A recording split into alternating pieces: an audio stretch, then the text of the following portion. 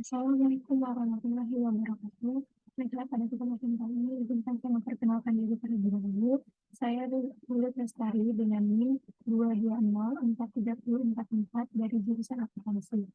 Nah, di tugas kali ini kita membahas mengenai kepailitan. Langsung saja presentasi. Saya akan mempresentasikan hasil tugas saya.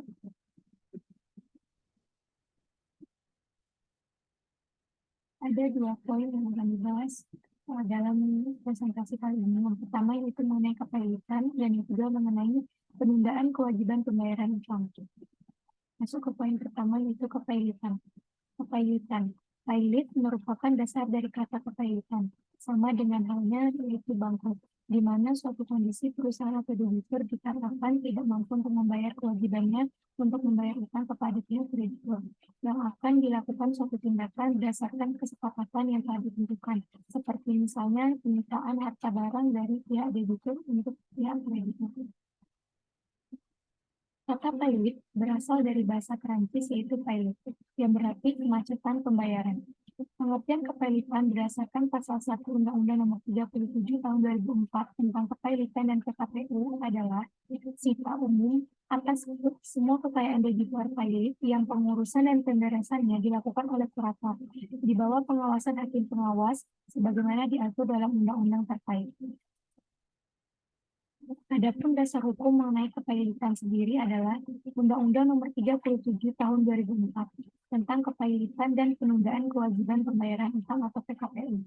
Adapun dasar hukum lainnya adalah Pasal 1131 KUH Perdata, Pasal 1132 KUH Perdata, dan Pasal 21 UU KPKPU.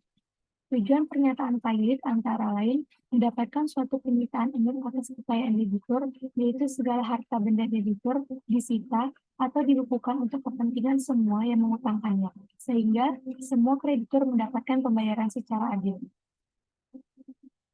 Adapun beberapa asas kepailitan, yang pertama adalah asas keseimbangan, di mana adanya sebuah ketentuan yang dapat mencegah penyalahgunaan lembaga baik oleh debitor maupun pihak kreditor yang tidak jujur. Yang kedua adalah asas kelangsungan usaha, di mana adanya suatu ketentuan yang memungkinkan suatu perusahaan yang masih berproses atau proses aktif untuk tetap berlangsung. Dan yang ketiga adalah asas keadilan, di mana adanya ketentuan yang dapat mencegah kesewenangan kreditor terhadap kreditor lainnya dalam penagihan pembayaran terhadap kreditor ataupun debitor.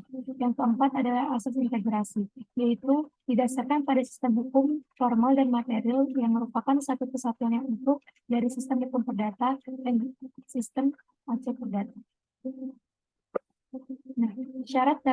Nah, syarat supaya suatu debitor dapat dinyatakan pailit antara lain menurut Undang-Undang Kepailitan dan PKPU Nomor 37 Tahun 2004. Debitor dapat dinyatakan pailit apabila memenuhi dua syarat sebagaimana berikut.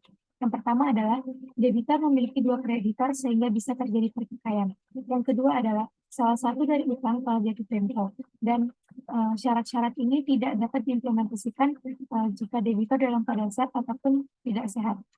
Kreditor setelah menyatakan sebuah debitor itu pailit dapat dengan sah mempailitkan debitor tanpa melihat jumlah piutangnya.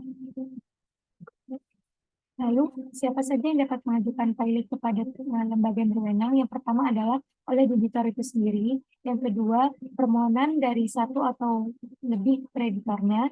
Yang ketiga adalah dengan putusan hakim. Yang keempat, permintaan jaksa dengan alasan untuk kepentingan umum. Yang kelima, permintaan Bank Indonesia apabila bank yang pailit. Dan yang keenam adalah permintaan Bapepam apabila debitornya perusahaan efek bursa, efek lembaga clearing dan penjaminan, serta lembaga penyimpanan dan penyelesaian.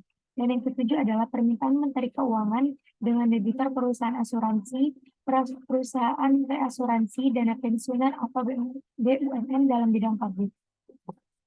Lalu bagaimana proses permohonan pailit? Yang pertama, diajukannya permohonan pailit. Lalu staf pengadilan negara di bidang pengadilan niaga mencatat pendaftaran. Lalu ketua pengadilan niaga menunjuk majelis hakim dan menetapkan hari pertama sidang maksimal 3 hari sejak hari diajukannya permohonan pailit. Lalu surat panggilan kepada debitor maksimal 7 hari sebelum sidang pertama, dan selanjutnya sidang pertama dilakukan maksimal 20 hari sejak hari hari di saat permohonan pilot atau 25 hari berdasarkan permintaan debitur. Selanjutnya, ditentukannya sebuah putusan maksimal 60 hari dari sejak hari pertama. Dan yang terakhir adalah pengadilan mengirimkan putusan kepada debitur, kurator, hakim pengawas, dan pemohon. Lanjut ke poin 2, yaitu penundaan kewajiban pembayaran utang atau PKPU.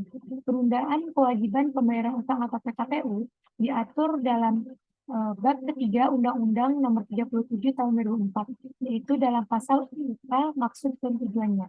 Di antaranya dapat memohon penundaan kewajiban pembayaran utang dengan maksud untuk mengajukan rencana perdamaian yang meliputi tawaran pembayaran sebagian ataupun seluruh utang kepada kreditor. Siapa saja yang dapat mengajukan PKPU kepada lembaga berwenang? Yang pertama adalah debitur itu sendiri, yang kedua kreditornya, yang ketiga Bank Indonesia jika Bank Indonesia yang menjadi debitornya. Dan yang keempat adalah Badan Pengawas Pasar Modal atau BPPAM. Dalam hal debitor adalah perusahaan efek, bursa efek, lembaga clearing dan penjaminan, lembaga penyimpanan dan penyelesaian. Dan yang kelima adalah Menteri Keuangan. Dalam hal debitor adalah perusahaan asuransi, perusahaan reasuransi, dana pensiun, atau badan usaha milik negara yang bergerak di bidang kepentingan publik. Adapun jenis-jenis PKPU yang berdasarkan sifatnya, PKPU dapat dibedakan menjadi dua jenis, yaitu yang pertama adalah PKPU sementara, merupakan PKPU yang penetapannya dilakukan sebelum sidang dimulai dan harus dikabulkan oleh pengadilan setelah pendaftaran dilakukan. Yang kedua adalah PKPU tetap, yang merupakan PKPU yang ditetapkan setelah sidang berdasarkan persetujuan dari para kreditor. Lalu bagaimana proses permohonan PKPU itu sendiri? Yang pertama dimulai dengan pendaftaran PKPU atau permohonan PKPU. Lalu yang diajukan oleh debitur sendiri. Lalu ada juga yang diajukan oleh kreditor.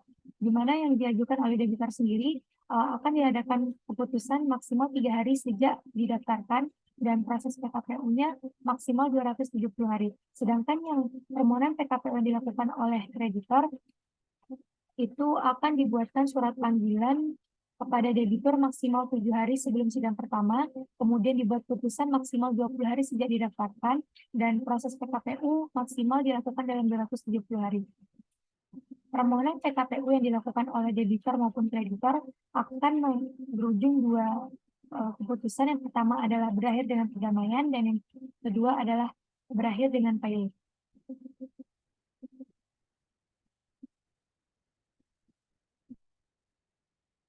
Nah, itu tadi hasil dari tugas saya pada materi mengenai kepelitan. Lebih dan kurangnya saya mohon maaf. Saya akhiri. Wassalamualaikum warahmatullahi wabarakatuh.